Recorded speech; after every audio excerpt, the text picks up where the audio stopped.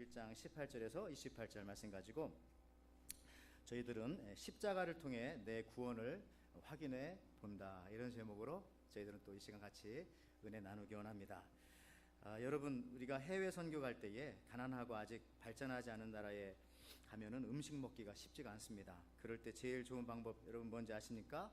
그 에그 프라이를 해달라고, 계란 프라이를 해달라고 하면 괜찮아요. 왜냐하면 있고요, 또 요리도 그 맛이 거의 다 똑같기 때문에, 그죠? 또 한 가지, 세계 어느 나라를 가든지 수도, 이 캐피탈 시티로 가십시오. 그러면 그 나라에서는 어디든지 갈 수 있어요. 왜냐하면 아무리 가난한 나라라도 그 나라의 모든 지역이 그 나라의 수도와는 연결이 되어 있는 길이 있기 때문에 그렇습니다. 여러분, 마찬가지로 우리 기독교에서도요, 이 수도와 같은 역할을 하는 것이 바로 십자가입니다. 그래서 십자가를 통하면 하나님의 은혜와 사랑, 자비 뿐만 아니라 심지어 심판까지도 우리가 다 이해할 수가 있습니다. 반대로 십자가가 빠지면 기독교는 절대 아무것도 알 수가 없는 것이 바로 이 기독교죠. 여러분, 그 시금석이라고 하는 말 들어보셨습니까? 터치스톤이라고 하는, 이것은 금인가 아닌가를 이렇게 긁어내 보는 그러한 그 돌을 시금석이라고 합니다. 도구만 금을 긁어냈던 고대인들의 도구입니다. 가끔 우리는 무엇인가 이게 진짜인지 가짜인지를 가려내야 하는 그런 상황들이 있습니다. 특별히 우리 신앙의 문제라면 더 중요하겠죠. 왜냐하면 내가 믿는 이 신앙이, 또 나의 신앙이 진짜인지 아닌지를 알아야 되거든요. 만약에 가짜면 어떻게 하겠습니까? 이것은 천국과 지옥이 갈라지는 문제이기 때문에 굉장히 심각한 것입니다. 여러분, 이 십자가는요, 우리의 신앙이 정금같이 아름답고 순결한 신앙인지 아니면은 많은 불순물에 의해서 오염되어 있는 것인지를 가려낼 수 있는 시금석이 바로 이 십자가라는 것입니다. 여러분, 그 no cross, no crown이라는 말이 있죠. 그렇습니다. 우리가 십자가 없이는 어떠한 면류관도 없습니다. 십자가는 예수 그리스도께서 돌아가신 곳입니다. 그곳에서 우리를 위해서 피를 흘려 주셨습니다. 그 피로 우리가 구원받았습니다. 그러므로 우리가 피 없는 설교도 있을 수가 없고요, 또 피가 없는 제사가 없는 것처럼 피 없는 예배도 없습니다. 고로 교회는 주의 보혈이 항상 흘러나야 하는 곳이 바로 이 교회입니다. 여러분, 사자도 부모를 떠나면 죽습니다. 마찬가지로 그리스도인들은 십자가를 떠나면 죽습니다. 한국 요즘에 시골에 가면요, 그 허수아비들을 갖다 놓고 산짐승들을 쫓아내는데요, 그런데 가보면 가관도 아닙니다. 그 동물들이요, 이제는 똑똑해져 가지고 그 허수아비를 갖고 놀아요. 막 입으로 물고 다니고, 또 나중에는 농부들이요, 총소리를 내는 기계 장치를 만들었습니다. 근데 처음에는 동물들이, 산짐승들이 놀랬는데 뭐 똑같이 맨날 같은 간격으로 총을 쏘니까 동물들도 지능이 있는지 이제 쏘지 않습니다. 여러분, 마귀도 마찬가지입니다. 우리가 아무리 그리스도인이라고 말하고 아무리 또 예배를 정기적으로 드린다고 하지만 우리 속에 예수 그리스도의 피가 없으면 동물들이 허수아비를 다루듯이 마귀들이 우리를 다루면 어떡하겠습니까? 나중에는 이 농부들이요, 밭이나 논에 음악을 틀어놓습니다. 큰 음악을, 또 초음파를 보내기도 합니다. 그런데 뭐 소용이 없죠. 심지어는 어떤 아저씨는 동물원에 부탁해서 호랑이 똥을 갖다가 이렇게 뿌려보기도 하는데 소용없습니다. 마찬가지로 귀신들도 아무것도 겁내지 않습니다. 오직 한 가지, 예수 피만을 두려워합니다. 우리가 구약 성경에서도요, 이스라엘 백성이 출애굽하는 날 죽음의 사자가 이집트를 돌아다녔어요. 돌아다니면서 어린 양의 피가 있는 집은 들어가지 못했습니다. 출애굽기 12장 13절, 내가 애굽 땅을 칠 때에 그 피가 너희가 사는 집에 있어서 너희를 위하여 표적이 될지라, 내가 피를 볼 때에 너희를 넘어가리니 재앙이 너희에게 내려 멸하지 아니하리라. 그죠? 피가 있으면 재앙이 너희에게 내리지 않고 너희가 멸하지 않겠다 말씀합니다. 최근에 그 우리 큐티 하잖아요. 생명의 상 가지고 사도행전 보고 있습니다. 지금부터 한 2000년 전에 바울이 이 그리스 아테네의 그 아레오바고 광장에서 이 철학자들의 지식을 가지고 설교를 했다고 말씀드렸습니다. 예수님을 전했습니다. 사람들은 처음에 잘 들었어요. 근데 이 사도 바울이 자기도 똑똑한 사람이니까 철학을 가지고 그렇게 예수님을 전했는데 결과적으로는 아테네에는 교회가 세워지지 못했습니다. 그 음란한 도시였던 에베소에도 에베소 교회가 생겼습니다. 그리고 타락하고 이기적인 사람이 모여있던 고린도 시내에도 고린도 교회가 세워졌습니다. 큰 도시, 대도시 로마에도 로마 교회가 세워졌습니다. 데살로니가 시에도 데살로니가 교회가, 빌립보 시에도 빌립보 교회가, 수많은 교회들이 세워졌지만 특이하게도 성경에 이 아테네 교회는 없습니다. 그 이유는 사도 바울이 아테네에 가서는요, 그들에게 맞춰서 철학적인 지식을 가지고 소크라테스, 아리스토텔레스 뭐 이런 이론을 적용하면서 복음을 전했기 때문에 그렇다라는 것입니다. 즉 십자가를 강력하게 전했다면은 아마 아테네 교회가 세워지지 않았겠습니까? 그래서 오늘 본문의 고린도전서 1장 18절에 십자가의 도가 멸망하는 자들에게는 미련한 것이요 구원받는 우리에게는 하나님의 능력이라 말씀하십니다. 즉 우리가 이 예수의 십자가를 전하기만 하면 그때 능력이 나타납니다.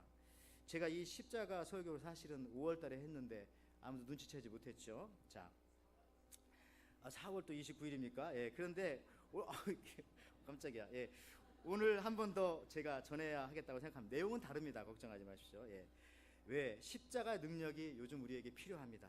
예, 이 여름에 저와 여러분에게 또 우리 교회에게 이 능력, 힘, 파워 이게 필요하기 때문에, 그래서 힘들고 어려울 때는요 우리가 예수 십자가의 메시지를 전하고 그걸 듣고 그걸 묵상하는 것입니다. 그러면 거기서부터 놀라운 힘이 우리에게 생기게 되어집니다.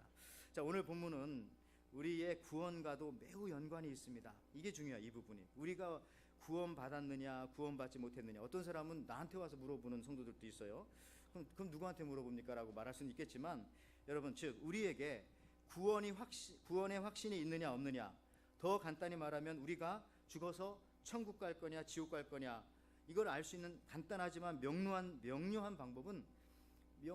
그 방법을 오늘 본문이 말씀해 주십니다. 이것만큼 중요한 게 어디 있겠어요? 우리가 예수 믿는데 그 기준이 바로 이겁니다. 십자가를 여러분이 어떻게 보느냐에 따라서 그 끝이 다르게 갈라진다는 것입니다. 십자가를 어떻게 보고 십자가를 생각하면 어떤 생각이 들고 하는 것에 따라서 오늘 본문 고린도전서 1장 18절 다시 한번요. 십자가의 도가 멸망하는 자들에게는 미련한 것이요 구원을 받는 우리에게는 하나님의 능력이라.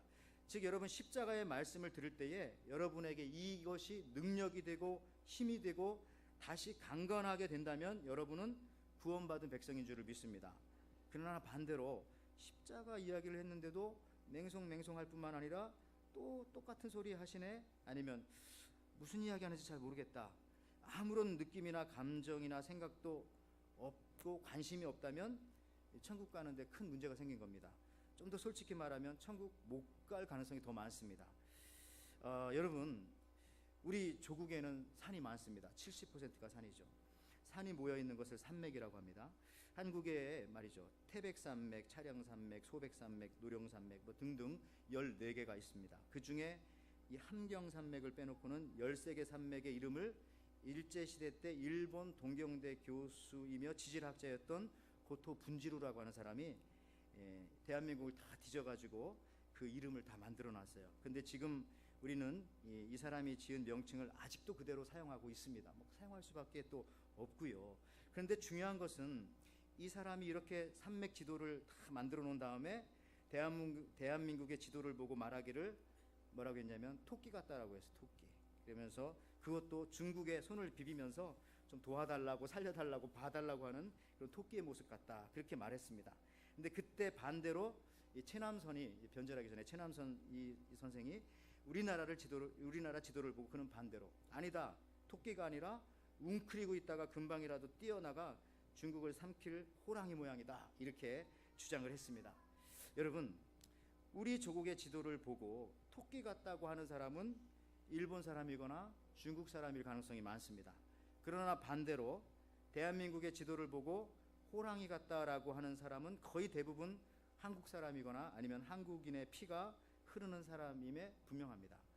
여러분 같은 지도를 보고도 이렇게 내가 누구냐에 따라서 다르게 보인다는 것이죠. 마찬가지로 여러분 십자가가 구원의 표시로 보인다면 여러분은 하나님의 자녀요 소속이 천국입니다. 근데 반대로 십자가가 장식품이거나 뭐 사형틀이거나 흉물스럽다거나 아무런 나에게는 의미가 없이 보인다면 여러분은 구원받은 백성과는 거리가 먼 것입니다. 또한 우리 이 미래를 알아볼 수 있는 이 시금석이 바로 이 십자가라는 것이죠. 이 십자가를 대할 때 나타나는 여러분의 반응, 아무 의미 없는 것으로 나타나지 않고 십자가가 능력으로 나타나야 합니다. 고로 하나님이 나를 선택했다는 증거가 어디서 나오는가 하면 바로 십자가를 어떻게 바라보느냐에 따라서 간단하게 구분되는 겁니다. 첫째, 십자가를 바라봐도 이해가 안 가고 어리석어 보이고 아무런 느낌이 없는 것은 멸망으로 갈 증거, 미래가. 둘째, 십자가를 바라보면 감격이 옵니다. 감사와 용서가 나옵니다. 또 위로가 됩니다. 또한 새 힘과 능력이 생깁니다. 라고 하면은 그것은 미래가 구원받았다는 증거입니다. 여러분은 어떻습니까? LA에 한 장로님이 계셨습니다. 저 이 얘기를 여러분한테 들어가지고 이게 아마 실화일 것 같아요. LA에 한 장로님이 예수를 믿고 장로 안수를 받았는데도 술을 먹습니다. 그래서 가정 불화가 끊이지가 않습니다. 그날도 차를 몰다가 그만 교통경찰에게 잡혔습니다. 면허증을 달라고 하니까 약간의 실갱이를 벌이는 도중에 마침 길 건너편에서 또 다른 차들이 꽝 하고 부딪히는 소리와 함께 막 본네트가 열리고 연기가 막 납니다. 그러니까 자기를 조사하던 경찰이 급히 그쪽으로 이제 달려간 겁니다. 그래서 이분이 자기는 조사 안 하는 줄 알고 집으로 돌아왔습니다. 근데 밤중이 되어서 경찰관이 와가지고 찾아왔어요. 그러면서 하는 말이, 당신 왜 지금 집에 왔습니까? 그리고 무슨 차 타고 왔습니까? 그랬더니 이 장로님이 하시는 말씀이, 내 차 타고 왔습니다. 뭐라고요? 내 경찰차가 없어졌단 말입니다. 그래서 아니 차고를 열어보라겠더니 거기에 경찰차가 딱 이렇게 파킹이 되어져 있는 거죠. 그러니까 술을 하도 먹어서 이게 내 차인지 경찰차인지도 모르고 그냥 아무거나 그냥 몰고 왔던 거죠. 여러분 아시다시피 미국에서 경찰관과 관련된 죄는 매우 큽니다. 이 경찰관이 하는 말이 이렇게 말합니다. 거기서 적어도 이 정도면은 징역 5년은 살아야 한다고. 그러면서 하는 말이, 그러나 내가 당신을 고소하지 못하는 거는 나도 내 차를 관리를 잘 못했기 때문에, 그러니까 이거 당신과 나만 아는 사이로 하고 우리 여기서 이제 조용히 이제 끝내자, 이렇게 말해가지고 간신히 장로님께서 이 일 이후에 이제 술을 완전히 딱 끊었다라고 하는 그런 얘기가 있는데, 여러분 그렇습니다. 우리가 술을 끊고 죄를 끊는 것은 단순히 우리의 노력으로는 되지 않습니다. 어떤 결정적인 게 있어야 되는데 그게 바로 십자가의 능력이라는 겁니다. 근데 십자가의 능력이 내게 들어올 때에 모든 것이 일순간에 끊어지게 되고 바뀌어지게 되고 방향이 돌아서게 되는 겁니다. 여러분 오늘 본문에 보면은 십자가를 바라보는 세 부류의 사람이 나옵니다. 첫째는 유태인입니다. 우리 고린도전서 1장 23절에요. 우리는 십자가에 못 박힌 그리스도를 전하니 유대인에게는 꺼리끼는 것이요 이방인에게는 미련한 것이로되. 신경 쓰지 말고요. 여러분 유대인들에게는 이 십자가가 꺼리끼는 것이다. 여기 보니까 stumbling block, 장애물이라고 그렇게 말하고 있습니다. 그러니까 오히려 유대인들은 십자가 때문에 예수님께 갈 수가 없습니다. 유대인들은요 이렇게 생각했습니다. 가난하고 병든 사람은 하나님의 은혜를 못 받은 사람으로 그렇게 생각을 했습니다. 특히 나면서부터 병을 가지고 태어난 사람들에 대해서는 어떤 자비와 동정조차도 하지 않아도 된다라고 했던 사람들이 유태인들입니다. 그래서 그들은 표적, 이 미라클러스 사인스만을 구합니다. 고린도전서 1장 22절에 그래서 유대인은 표적을 구하고 헬라인은 지혜를 찾으나. 여러분 십자가가 미련하게 보이기에 다른 것을 찾습니다. 이 유태인들의 머리 개념에는요 십자가가 구원의 도구로 절대로 들어올 수가 없는 것입니다. 유태인이 아니라 헬라인입니다. 유태인입니다. 갑자기 제가 헷갈리네요. 유태인 얘기하겠습니다. 그래서 이 유대인들에게는요 십자가가 구원의 도구로 절대로 돌아올 수가 없습니다. 왜냐하면은 유태인들은 다시 말하지만 고정된 그 사고 관념을 갖고 있기 때문에. 그래서 유대인들 중에 예수님 얘기하니까 갈릴리에서 무슨 선한 것이 날 수 있겠느냐라고 그렇게 말했던 사람도 있잖아요. 그러면 이 유태인처럼 십자가를 통해서 은혜를 발견할 수가 없는 것입니다. 자기 고정된 그 사고 관념을 갖게 되면은요. 전 이제 일본 사람들 한번 생각해봤어요. 일본 사람들 생각해보면서 어쨌든 일본 사람들이 좀 잘 살잖아요. 왜 그럴까? 그들이 쓰는 말 중에 이런 말이 있어요. 관광이라고 하는 말이 있죠. 관광. 이 말이 한국에 와서는 어디를 놀러 간다라고 하는 그런 말로 쓰입니다. 그죠? 관광을 한다면 어디로 놀러 간다. 근데 일본 사람들은 오래전부터 이 관광이라고 하는 말을 쓰면서 사실은 서구 문명 사회에 관광단을 보냈던 것입니다. 이 관광의 뜻이라는 것이 한자로 말하면 이 볼관자에 빛광자잖아요. 그러니까 뭡니까? 우리나라에서는 관광하러 가자 그러면 놀러 간다라는 말이 되지만 일본 사람들은 뭘 보러 가는 겁니까? 빛을 보러 간다. 빛을 찾으러 간다. 얼마나 차이가 있습니까? 예? 이제부터라도요, 우리가 이제 사고를 좀 바꿨으면 좋겠습니다. 마찬가지로 유대인들 십자가라는 말을 들으면 벌써 속이 상하고 기분이 나쁘고 아무것도 기대하지 않고 그냥 무서워지는 것이기 때문에 십자가를 통한 구원을 유대인들은 받는 것을 상상조차 못했던 것입니다. 그러니까 그들이 가지고 있었던 이 고정관념, 부모로부터 물려받은 이 고집, 또 어떤 문화적인 고정관념들을 버려야만 되는데 유대인들은 그걸 하지 못했던 것이죠. 그래서 유대인들에게 있어서 십자가는 미련한 꺼리끼는 것으로, 스텀블링 블락으로, 장애물로 그렇게 작용했던 겁니다. 자, 두 번째 부류는 헬라인입니다. 그리스 사람들이죠. 이 그리스 사람들은 지혜를 구하기 때문에 십자가를 보면은 미련하게 보였습니다. 그래서 헬라인들의 삶의 목적은 언제나 똑똑한 사람 되는 겁니다. 새로운 것을 아는 것이 그들의 목적이었습니다. 그래서 무엇이든지 새로운 것이 있다면은 찾아가는 사람들이 이 헬라인들, 그리스 사람들이었습니다. 그래서 여러분 착각하지 마십시오. 세상의 지혜가 아무리 많아도 그것을 담아내는 내 머리가 한계가 있다는 것입니다. 한 신혼부부가 있었습니다. 결혼한 지 얼마 되지 않았습니다. 시골에서 시아버지에게 전화가 이 며느리에게 걸려왔습니다. 근데 신랑의 목소리랑 똑같아요. 그래서 이제 이 시아버지가 나다 애비다 그랬더니 새댁이 웃기지 마. 어허 애비래도 했더니 이 신부가 어허 장난치지 말라니까. 시아버지가 내가 네 애비라니까. 새댁이 네가 내 애비면 난 네 누님이다. 그러니까 시아버지가 알았어. 그리고 전화를 끊었습니다. 오후에 남편이 퇴근해서 돌아오자 왜 장난하냐고 얘기했더니 나 오늘 전화 안 했는데. 그 다음날 시골에서 시아버지가 올라오셔서 현관문을 열고 들어오시면서 누님 저 왔습니다. 여러분 우리가 아는 지혜와 지식은요 이렇게 항상 한계가 있어요. 아버지 아들하고 이게 사실 목소리 비슷하잖아요. 그런 실수를 또 가끔 한다고 하네요. 여러분 저 그것만 믿다가는 내 지식만 믿다가는 이렇게 민망한 삶을 살 수도 있다는 거죠. 헬라인 이 그리스인들이 현재 그렇게 살고 있습니다. 지금 그리스가 잘 살지 않잖아요. 자기들의 지혜만 믿고 지식만 믿고 철학을 가지고 살아봤자 그거밖에 안 됩니다. 그러나 여러분 오늘 또 다른 한 부류가 나옵니다. 그것은 뭐냐? 부르심을 입은 자입니다. 부르심을 입은 자들에게는 십자가가 능력과 지혜가 된다고 말합니다. 오늘 고린도전서 1장 24절이죠. 오직 부르심을 받은 자들에게는 유대인이나 헬라인이나 그리스도는 하나님의 능력이요 하나님의 지혜니라. 저는 그래서 부르심을 입었다라고 하는 것은요 하나님께 가까이 갔다라고 그렇게 저는 해석을 했습니다. 왜냐하면 하나님께서 부르시니까 가까이 간 거잖아요. 그러니까 하나님께 가까이 가면 부르심을 입으면 십자가가 다르게 보입니다. 바로 능력과 지혜로 보이는 것입니다. 여러분 멀리서 보면은 그것이 어리석어 보입니다. 그냥 걸림돌처럼 보입니다. 그런데 부르심을 입어 가까이 가면 그 십자가가 능력과 지혜인 것을 깨닫게 됩니다.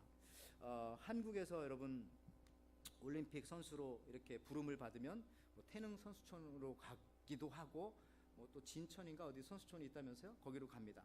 미국에서 올림픽 선수로 부르심을 입으면은 어디로 갑니까? 콜로라도 스프링스에 가죠. 거기는 미국 올림픽 선수촌이 있으니까요. 거기 들어가면 1년 이상 끔찍을 못 합니다. 그냥 1년에 딱 한 번 휴가, 땡스기빙 때에 한 번 나왔다 들어가고 미국이나 한국이나 마찬가지입니다. 힘든 세월을 보냅니다. 1년에 딱 한 번 명절에 집에 갈 수 있고 먹고 싶은 거 못 먹고 놀고 싶은 거 못 놀고 쉬고 싶을 때 못 쉬고 잠자고 싶을 때 잠자지 못합니다. 그러나 그 이후에는 영광이 있는 거죠. 그러니까 no cross, no crown. 그러니까 십자가가 있을 때에 거기에 면류관이 있는 것처럼 말이죠. 우리가 부르심을 입은 자들에게는 이와 같은 영광이 있고 십자가가 다르게 보인다는 것이죠. 여러분 세계적인 박물관이 세계에는 몇 개가 있는데 프랑스 루브르 박물관에 가면요 거기 가장 유명한 게 뭡니까? 모나리자죠. 이렇게 별로 크지 않은 그림. 또 로마에 가면 바티칸 박물관이 있는데 거기에는 조금 더 큰 그림, 이 미켈란젤로의 천지창조가 거기에 이제 쫙 있습니다. 그러면 이제 또 하나 또 유명한 세계적인 박물관 중에 하나가 영국에 가면 대영 박물관이 있습니다. 여기는 뭘로 유명할까요? 여기는 바로 이 로제타 스톤이라고 여러분 주보 앞에도 나와 있는 그 그림이죠. 로제타 스톤이라고 하는 이 돌비석 하나 때문에 세계적으로 유명한 박물관이 된 겁니다. 그러면 이 로제타 스톤이 여러분 뭔지 아십니까? 이거는요 별로 크지가 않습니다. 높이가 114cm, 그 다음에 넓이가 72cm, 뭐 조그마한 아이 정도 그런 크기인데요. 근데 이게 왜 이렇게 유명한가를 제가 설명해 드리면요. 1779년에 프랑스군이 이집트에 가서 이 돌비석을 가지고 온 겁니다. 그런데 영국과 프랑스가 싸워서 영국이 승리하면서 프랑스로부터 이것을 뭐 가지고 왔는지 훔쳐왔는지 모르지만 갖다가 대형 박물관에다 딱 갖다 놓은 거죠. 그런데요, 이게 왜 중요하냐? 여기에는 이집트 역사 7천년을 알 수 있는 신비한 글이 여기에 쓰여져 있다는 것이죠. 이 로제타 스톤에는요, 맨 위 부분에는요, 상형 문자, 그림 문자가 이렇게 적혀져 있습니다. 그리고 중간에는 민중 문자라고 그거보다 좀 발전한 그런 문자가 적혀져 있고요. 그리고 맨 밑부분에 바로 이 헬라어, 그리스 문자가 적혀져 있습니다. 똑같은 글이, 내용이. 그러니까 이걸 보면서 이 고대의 상형 문자, 그림 문자가 어떤 것을 뜻하는지를 다 해석해낼 수가 있게 된 거죠. 요거 하나 때문에. 그래서 애굽의 7천년 역사 속에 나와 있는 그림들을 다 해석할 수 있게 된 겁니다. 그 그림이 동굴에 그려져 있는 그림이건 뭐 피라미드 안에 그려져 있는 그림 문자건 이 로제타 스톤을 통해서 현재 우리가 알 수 있는 문자로 재해석할 수 있게 되었기 때문에 이게 이렇게 소중한 그 보물이 된 겁니다. 마치 아무 해독기 같은 뭐 그런 비석이죠. 마찬가지로 여러분, 이집트뿐만 아니라 온 인류의 역사는 이 십자가를 통해서만 풀어지고 그 비밀이 열려지게 되어져 있습니다. 십자가를 통해서 또 우리도 마찬가지입니다. 우리 인생의 비밀도 해석되어질 수가 있습니다. 십자가를 통해서 우리가 하나님의 뜻과 심지어 앞으로 미래에 하나님께서 어떻게 일하실 것인지를 이 십자가를 통해서 해석할 수가 있는 것이죠. 여러분, 실로 십자가만이 우리 인생에 굽어진 그 길들, 그동안 내가 왜 고난을 당했지, 또 앞으로 살아가면서도 당할 수밖에 없는 어떤 그런 상황들, 이거를 이해할 수 있게 만드는 것이 이 로제타 스톤보다 더 귀중한 이 십자가라는 것이죠. 십자가만 가지고 있으면 이것이 온전하게 다 해석이 되어집니다. 아름답게. 그래서요, 이 십자가를 경험한 사람이요, 곧 능력을 가진 사람입니다. 고린도전서 1장 18절 다시 한번 읽을게요. 십자가의 도가 멸망하는 자들에게는 미련한 것이요 구원을 받은 우리에게는 하나님의 능력이라. 여러분, 그 삼중혁명이라고 하는 삼중혁명의 영성이라고 하는 책을 보면요, 한국 사람이 쓰신 책인데 이분이 이제 프랑스를 여행하면서 이 프랑스 파리에 가서 거기에 두 공동체를 방문하게 됩니다. 첫 번째는 이 떼제 공동체라고 여러분 많이 들어보셨을 겁니다. 그 공동체를 방문하게 되고 불과 거기로부터 5마일밖에 떨어지지 않은 곳에 이 클리니 수도원이라고 하는 곳을 방문하게 됩니다. 근데 두 공동체가 너무 비교가 됩니다. 지금도 이 떼제 공동체는요, 전 세계에서 매일 3,000명 이상의, 그것도 거의 젊은이들이 와서 기도합니다. 찬양하고 그것도 365일 한 번도 안 쉬고. 근데 그 바로 옆에 있는 이 클리니 수도원은요, 건물은 화려한데 지금 그곳에 가면 성도들이 있는 것이 아니라 관광객들로 저렇게 넘쳐납니다. 이 클리니 수도원은 AD 910년에 지은 건물인데요, 로마에 있는 그 베드로 성당이 지어지기 전까지는요, 단일 건물로서 가장 크고 가장 아름다운 건물이 바로 이 클리니 수도원입니다. 이 수도원의 정신이 뭔지 아십니까? 교회와 사회를 십자가로 변화시키려고 하는 정신, 이게 바로 이 클리니 수도원의 원래 그 캐치플레이어인데요, 실제로 초기에는 이 수도원이 수많은 귀한 사역들을 감당해냈습니다. 그래서 중세 교회 개혁에 앞장을 섰어요. 그리고 이 수도원을 통해서 수많은 추기경을 배출해냈습니다. 심지어 교황도 이 수도원에서 나오기도 했습니다. 역사도 길고 일도 많이 했는데 그러나 지금은 전락해서 관광지가 되어버렸습니다. 그 이유가 뭔지 아십니까? 여러분, 이 수도원이 사람들에게 박수를 받고 종교적인 권력이 생기기 시작하면서부터 영적인 권위가 다 무너져 버렸어요. 십자가 정신을 소중하게 생각하지 않게 되었던 거죠. 수도원에 돈이 많이 들어오니까 그때부터 이 돈을 가지고 금을 사서 금을 가지고 십자가에 도금을 하고 금 십자가를 만들어 달고, 결국 지금은 이곳에 한 곳인 수도원의 한 건물은요, 수도사들이 쓰던 방인데 그것이 지금은 개조가 되어서 프랑스의 국립 종마 증축원, 말 키우는 그 곳이 되었다는 겁니다. 여러분, 이 십자가를 잃어버리게 되면 이렇게 능력이 사라지게 되는 것입니다. 여러분, 호랑이는 배고플 때 진짜 호랑이의 모습을 볼 수 있잖아요. 마찬가지로 우리 교회 성도는요, 십자가를 사랑하고 십자가를 가까이 할 때 그때 진짜 우리 그리스도인들의 능력이 나타납니다. 그리고 거기서 놀라운 지혜들이 탄생하게 되는 것이죠. 그 한국의 그 뭐 도울 김용욱이라고 하는 분이 있어요. 이분 뭐 싫어하는 사람도 있고 좋아하는 사람도 있는데 뭐 그게 중요한 게 아니고, 이분은 어쨌든 그 한학을 많이 공부를 한 사람이더라고요. 근데 이분이 이런 말을 했습니다. 불교를 배우는 데는 30년이 걸린답니다. 그런데 머리가 나쁘면 300년이 걸린다고 하네요. 도교는 20년이 걸리고 또 유교는 10년이 걸린다고 합니다. 아주 거기에 집중하면. 그런데 그가 하는 말이 기독교는 딱 3년 걸린다고 합니다. 그래서 예수님이 3년 동안 제자들을 데리고 다니셨을까요? 근데 그 이유가 뭔지 아십니까? 어쨌든 이 사람의 말에 의하면 기독교를 3년이면 다 배울 수 있는 이유는 사랑이기 때문에, 사랑. 즉 어떤 철학이나 논리나 사상의 덩어리가 아니라 기독교는 하나님의 십자가 사랑만 알면 거의 완성되는 것이기 때문에 그렇다는 겁니다. 그래서 예수님은 누구나 사랑할 수 있는 아이의 모습으로 우리한테 오셨잖아요. 아까도 우리 애들 봤지만 애들 얼마나 이쁩니까? 애들 보고 미워하는 사람은 좀 이상하신 분들이죠. 깐난 아이면 아일수록 너무 예쁜 거죠.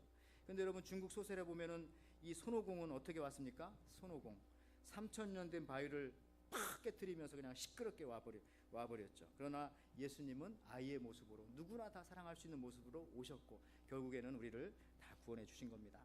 여러분, 제가 이제 말씀을 좀 마무리해 가면서요, 그 김기림 씨의 시 중에 이런 시구가 있네요. 나비는 수심을 몰라서 바다가 두렵지 않다. 여러분, 다 알면 뭐합니까? 오히려 알기 때문에 때로는 우리가 자신감이 없고 인생 살 때, 그렇죠. 그냥 예수 또 아는 게 많기 때문에 예수님만 더 잘 못 믿는 것 뿐이죠. 차라리 세상 수심, 세상 물정 몰라도 그냥 십자가 하나만 우리가 제대로 알면은요, 우리는 태평양 바다 위에서도 나비처럼 춤추며 인생을 살 수 있는 것입니다. 그 능력이 바로 이 십자가의 능력. 십자가. 하나님 나를 사랑해 주셨구나. 아들을 주시기까지 나를 사랑하시고 구원해 주셨구나. 그 사랑이 지금도 유효하구나. 여러분, 어떤 사람이 한 가지 음식만 먹는 다이어트를 시작했습니다. 그런데 며칠을 그냥 포도만 먹더니 쓰러져 버렸어요. 나중에 응급실에 실려갔습니다. 그래서 부모님들 생각에는 자기 딸이 이 포도만 먹어서 이거 영양실조로 쓰러진 줄 알았는데 나중에 알고 봤더니 농약 중독이었습니다. 혼자 그냥 얼마나 안 씻고 그냥 많이 먹었는지 모르겠어요. 이처럼 우리가 아무리 우리의 지혜를 짜내고 우리의 능력을 발휘하지만 결국에는 이처럼 그냥 엉뚱한 곳에서 문제가 발생하는 겁니다. 그러므로 우리에게 꼭 필요한 능력은 십자가 능력입니다. 이것이 최고의 능력이고 이것이 최고의 지혜입니다. 고린도전서 1장 18절에 그래서 다시 한번 끝으로요, 십자가의 도가 멸망하는 자들에게는 미련한 것이요 구원받는 우리에게는 하나님의 능력이라. 십자가를 어떻게 대하느냐에 따라서 나의 구원이 확증되어집니다. 여러분, 십자가를 볼 때 어떤 마음이 듭니까? 십자가를 볼 때 하나님의 사랑을 알게 되고 십자가를 통해서 하나님이 이 시간 주시는 그 능력이, 그 지혜가 이 시간 느껴지십니까? 아니면 반대로 십자가를 봐도 저게 뭔가 나 아무런 감동과 어떤 감격이나 이런 것이 없습니까? 여러분, 십자가를 보면서 여러분의 구원의 확신을 다시 한번 확증해 보시기를 바랍니다. 어떤 말과 어떤 유혹과 여러분들을 어떤 상황이 흔들어도 우리가 십자가만 든든히 붙잡고 살아간다면은 여러분 인생에 있어서 반드시 승리하시고 하나님 나라에 또 주님 앞에까지 가실 수 있을 줄 믿습니다. 다 그렇게 되시는 저와 여러분들 되시기를 주님의 이름으로 축원을 드립니다.